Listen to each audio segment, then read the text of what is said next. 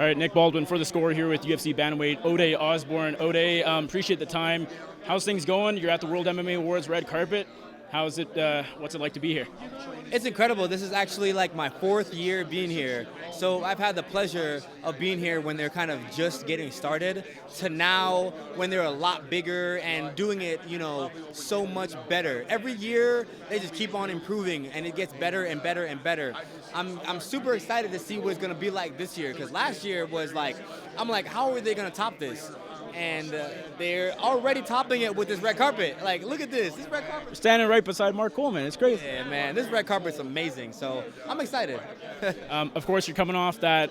What I will say it was a very close loss at UFC 306 at the Sphere in Las Vegas. What was it like to not get your hand raised in that fight? Because it was such a great fight, very close. Arguably should have won.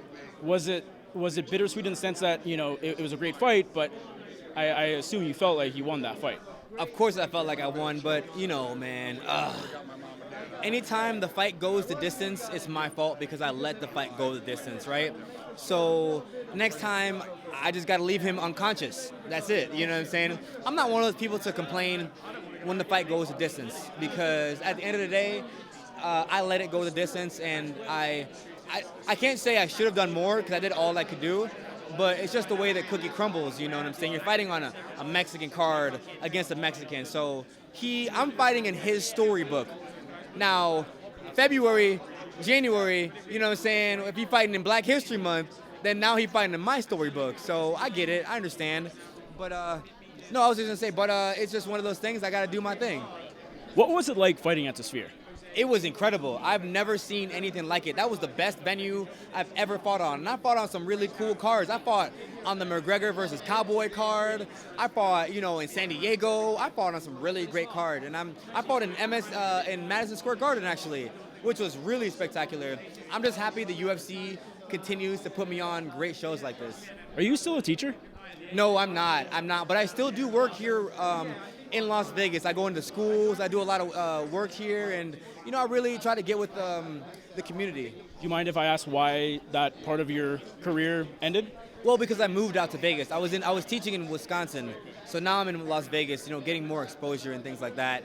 It's like the airplane theory with the oxygen mask, right? When the oxygen mask falls down, you want to apply everyone else with oxygen before you apply yourself, you know what I'm saying? And I was doing the thing of applying yourself oxygen first before everyone else, and I was applying oxygen to everybody else but myself.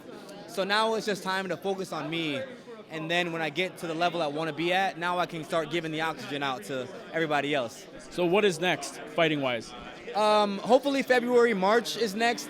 I don't know what the UFC has in store for me, but I'm hoping they put me on another good card because everybody knows Ode Osbourne cards are always bangers. Every fight I've had, I'm always fighting, and putting on a show for the fans, always. And really quickly, you've lost a few in a row, but you're still on the UFC roster. Obviously, sometimes 3 in a row is it for a lot of fighters. But do you think, they saw your last fight and just your fights in general and thought, this is a fun fighter. We gotta keep him around. Well, of course they have to because all the fights that I've had that I've lost to, I know I'm, look, 17-2, 16-1, 18-1. So the opponents, the last 3 losses that I've had a combined record of, I don't even know, 40-5 or something crazy like that.